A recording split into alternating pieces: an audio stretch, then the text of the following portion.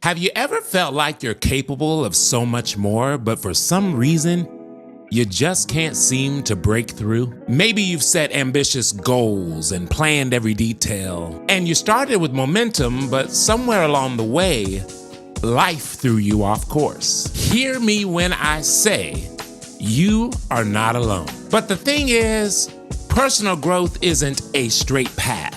It's a winding road that's full of setbacks, that's full of detours, and unexpected breakthroughs. Most people never reach their full potential, not because they don't have the ability, but because they do not have the foundational principles required to achieve that end. But the good news is you can change that. You might feel stuck today, but you have within you what you need to get unstuck. All it takes is applying some principles. And in this two-part series, I'm going to share with you 12 powerful principles that will help you break through those barriers. These principles aren't quick fixes. They're not surface level hacks. They're deep foundational shifts that will transform not just what you do, but who you become. So today, we're going to review the first 6 principles and make sure to stay tuned for part 2, where we will cover the final 6 that will take your growth to the next level. The first principle of personal growth is to own your story. Imagine you're standing at the edge of a new chapter in life. It's filled with both potential and possibility. Yet there's something holding you back. Something that is keeping you stuck in place. Why can't you move forward? It's not the world, the people around you, or even the circumstance. It's the weight of your past, your mistakes, your regrets, and all of the things you wish you could change and undo. It's the invisible chains that keep you tethered to a version of you that does not serve forward movement. But here's the truth. It's time to let that go. Growth doesn't begin when you make a change. It begins when you accept where you are. All transformation in life begins with the awareness and the acceptance of where you're at. And when you take full responsibility for your life, you release the control that the past has over you. Every experience, whether good or bad, is a part of your journey, a vital ingredient in the recipe of who you're becoming. The key to unlocking the next chapter in life lies in embracing the full spectrum of your story, including the parts you may not be proud of. In order to do this, we must embrace radical self-honesty. Radical self-honesty is about taking an uncompromised look at yourself and your life.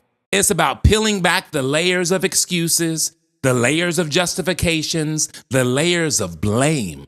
How many times have you blamed people? How many times have you blamed circumstances? How many times have you blamed your situation for where you are today? It's time to stop playing victim, because the victim mentality strips you of your power. And instead of playing victim, ask yourself, what choices brought me here? What habits or beliefs that are pre-programmed in my brain are giving me the result that I have? Growth begins with the truth, the often uncomfortable truth. So I challenge you to stop hiding. Your failures, they are yours to own. Your disappointments, they're not the end, but they're the beginning of new lessons. When you look in the mirror and are truly honest with yourself, you gain the power to change. You stop living in reaction to the world and you start living on purpose. So many are living in a narrative written by the past, a past that we didn't get to choose, or a past where we're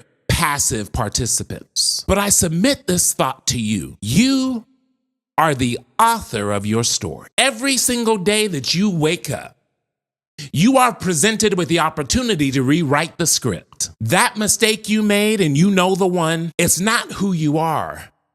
It's what you've learned. That setback you faced wasn't a barrier, rather a lesson in resilience, strength, and perseverance. You are not defined by the mistakes of yesterday. You are the person who chooses to rise above them. Never forget, that you get to decide how you interpret your experience. You can choose to see them as evidence of you being a failure, or you can choose to see them as stepping stones towards a greater you.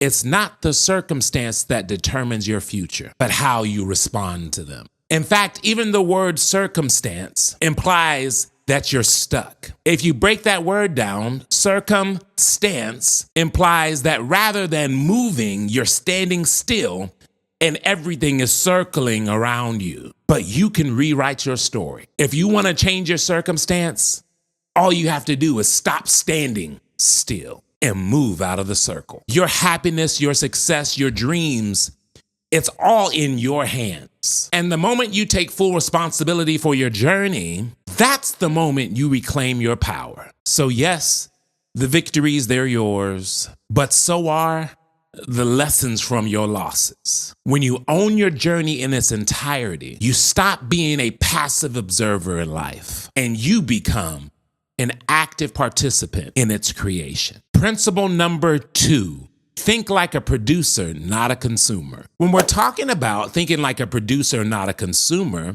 the first step is to embrace the intentionality that is required. It's easy to get lost in the endless loop of scrolling, binge watching, constantly checking our phones. But imagine what would happen if you took even half of the time that you spend consuming and put that energy into producing. You and I were designed to be creative. In fact, we feel most fulfilled when we're creating something. Whether it's writing your thoughts or picking up a new hobby, you can start right now. Creation doesn't require a major plan or a grand leap. It starts with a decision to start.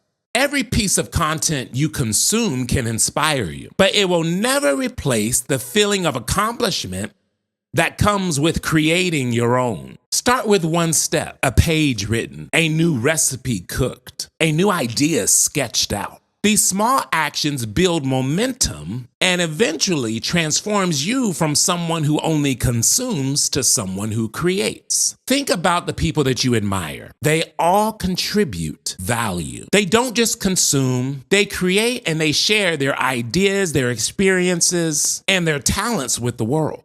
And I want to tell you something just in case someone never has. Your voice and your creativity matter. In a world full of noise, the value that you create can cut through the clutter and leave an impact. The beauty of being a producer is you don't need permission. You don't need to wait until you're an expert. You don't need to wait until everything's figured out. What you have to offer, your unique viewpoints, your stories, your skills, they're valuable right now. And I would even go as far as to say that we need your creativity. We need your voice. One of the biggest traps of consumption is that it makes us think that we're making progress when in reality, we're simply watching others succeed. Hey, we won the game. Did you? You suited up? I missed you on the court. We ain't won nothing. And I'm saying that in jest, but it's so true. We scroll through the feeds of influencers, through entrepreneurs, through creators, and we're admiring their accomplishments while passively consuming their content. But the hard truth is, your success doesn't come from watching others do the work. And if you want to create, you need to invest in yourself. You need to invest in your skills. Consuming information is a part of it, but it's not enough just to consume it. You must apply the information that you're receiving. Mastery is built through practice, repetition, and real-world experience. Stop waiting for the perfect moment or the right conditions. Put your seed into the ground and allow the law of the farm to do what it does. Regardless of what it is, the key is action. Practice daily, push through discomfort, and embrace the process. All the while knowing that the more you invest in yourself, the more you'll see progress, and soon enough, you'll be the one creating, building, and leaving your mark on the world. Principle number 3, chase discomfort like your life depends on it. If you feel uncomfortable, Congratulations, you're on the right path. Discomfort is a sign that you're stretching yourself. It's a sign that you're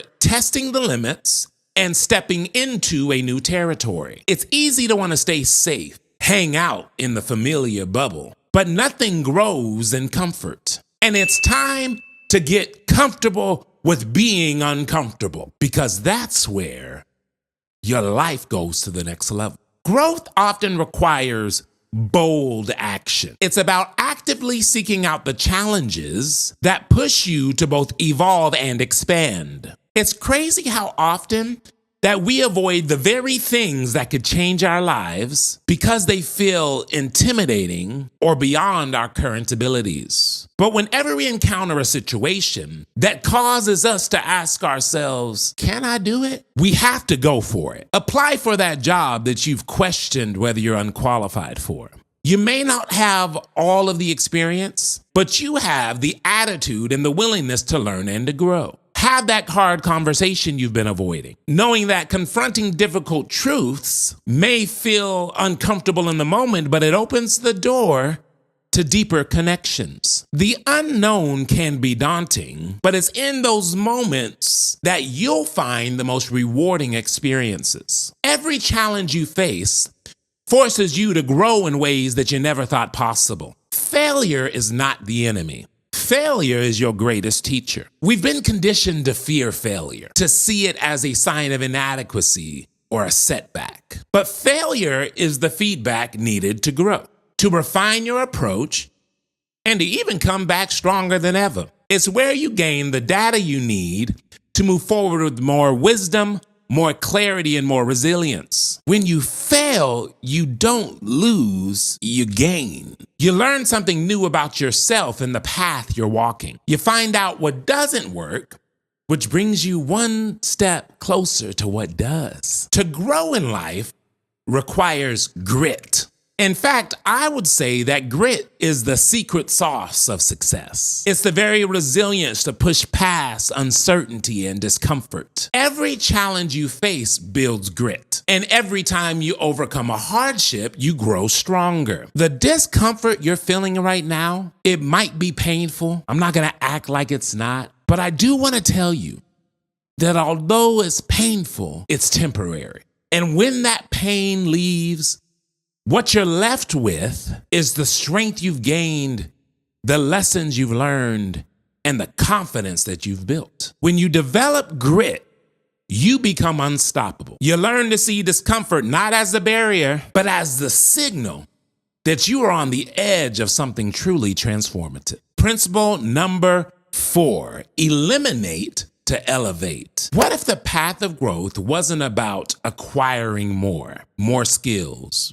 more possessions, more achievements, rather about letting go? Sometimes the biggest breakthroughs happen when you shed what is no longer serving you. Have you ever thought about why trees lose their leaves in the fall? I can hear someone say, well, it's just the beauty of fall. But I used to think that trees lose their leaves just as a part of the season. It's getting a little colder, and so the leaf chooses to fall ever so gently and flow down to the ground.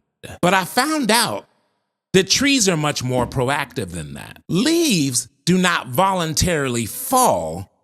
The tree pushes the leaves off because the tree understands that by getting rid of this leaf, I can conserve water in the trunk and preserve myself for the next season. So trees push the leaves off as an act of self-preservation, because the tree understands that although you've served me at one point, although it was great hanging out with you, I cannot grow with you still attached to me. So I've got to eliminate to elevate. And sometimes growth isn't about adding. In fact, it's often about simplifying. The clutter, the toxic relationships, the limiting beliefs, they weigh you down, preventing you from fulfilling your highest potential. And it's time to eliminate the things that are holding you back from your next season so that you can elevate. The first step towards doing this is taking an honest look at your life. This is your opportunity to hit the reset button. Begin with your environment, your physical space, your mental space, your daily habits. What's draining your energy? Is it the chaotic workspace that causes you to be distracted every time you sit down to do something? Is it the mindless scrolling through social media for hours, leaving you to feel empty? Is it the cluttered schedule that leaves no room for your self-care? What can you cut out of your life to make room for clarity, for growth, and for the things that truly matter? Do you have relationships that drain you, that bring negativity, that keep you stuck in the patterns of life? Whether it's a friend who always undermines your ambition, a colleague that spreads negativity constantly, or a partner that doesn't support your growth, these relationships create a heavy weight that keeps you from soaring. When we're talking about eliminate to elevate, one of the most powerful obstacles in your path is often the one within your own mind. Limiting beliefs are the negative thoughts that whisper, "You're not good enough. You can't do that. You'll never make it." These beliefs, they hold you back and they keep you trapped in a cycle of self-doubt and fear. But here's 3 truths about limiting beliefs. First, they are stories that you've been telling yourself based on past experiences, fears, or societal expectations. The next truth is to elevate, you must challenge those limiting beliefs. The next time you hear the voice of self-doubt, ask yourself, is this really true? Most often it's not. And the third truth is that you have the power to replace that negative thought.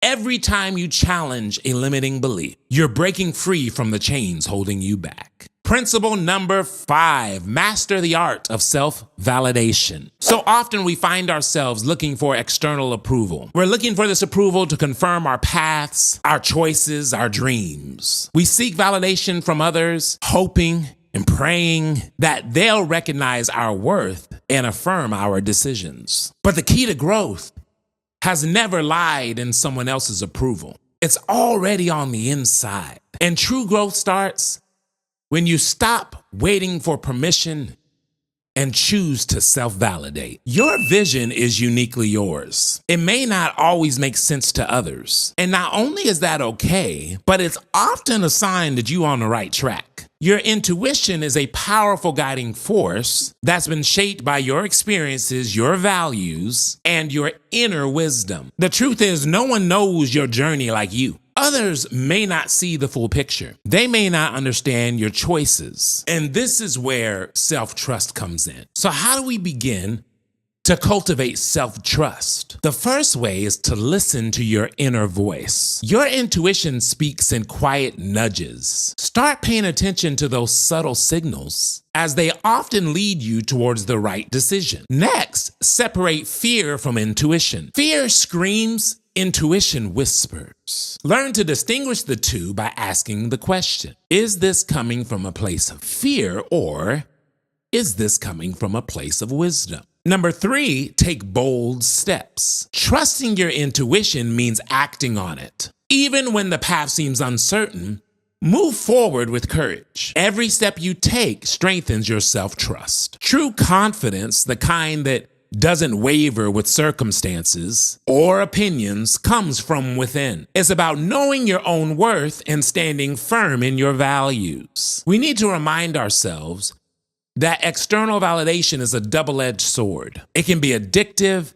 but it will leave you empty when it's gone. And we have to get to the point where we stop placing our worth in the hands of others, which ultimately is giving them control over our self-esteem. And I challenge you to set boundaries with external input. Define your success based on your values and your vision. And before seeking outward feedback, ask yourself, do I approve of this decision? Own your story, trust your timing, and stick to the vision. Principle number 6, turn rejection into fuel. If you're someone who's dealing with rejection, listen. I created a video. This is our most popular video on the YouTube channel. It covers why rejection is the best thing for your success. So I'm going to talk about it here briefly, but check out this video. Rejection is often seen as a failure, as a setback, as a confirmation that we are not enough. We've all experienced that feeling of overlooked, watching a door close that we were certain would open. But what if I told you that rejection isn't a dead end? What if instead of discouragement, you saw rejection as a gift? And the reason is every no carries within itself a lesson and your next opportunity. And sometimes that no carries the redirection that you needed, but you would have never taken unless it told you no. When you learn to turn rejection into fuel, you unlock your power to adapt, to grow, and to succeed. The way you view rejection plays a huge role in how it affects you. If you see it as a personal failure, it will be difficult to bounce back. But if you can reframe rejection as redirection, you'll start to see it in a new light. A no isn't a reflection of your worth. It's simply life showing you that there's a better path, a greater opportunity, or a better timing for what you want to achieve. 3 things quickly to overcome rejection. The very first one, change the narrative. Instead of I failed, say I learned. Every rejection carries valuable feedback. Number 2, look for the redirection. Rejection's purpose is to close the doors that were not meant for you so that you can walk through the doors that are. Number 3, detach self-worth from outcomes. Your value isn't tied to acceptance or rejection. It's rooted in who you are, not what you achieve. Rejection often comes with a level of criticism. And while it's easy to become defensive or discouraged, criticism can be one of the most valuable tools for growth. The trick is all in how you process feedback. Whether it's from a potential client, from a boss, from a partner, criticism is not a personal attack.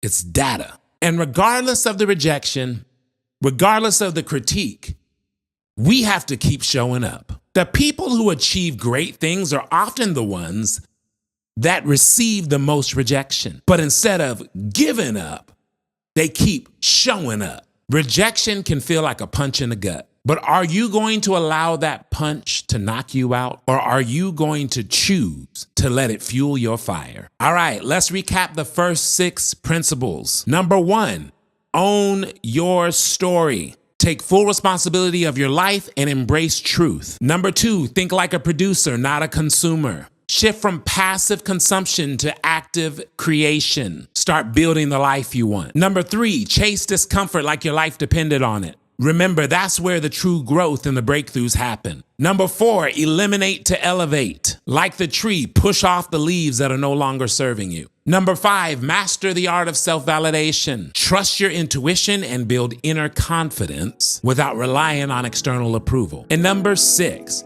turn rejection into fuel. These 6 principles are just the beginning on your journey towards deep, lasting transformation. But I'm just getting started. Next week, join us as we dive into the final 6 principles that will take your growth to the next level. If you enjoyed this video, hey, we have plenty more. Hit that subscribe button. We are building a community of 100,000 expanders. And if this was your type of video, you're in the right place. Always remember that growth is a journey, it's not a destination. I'm in it with you.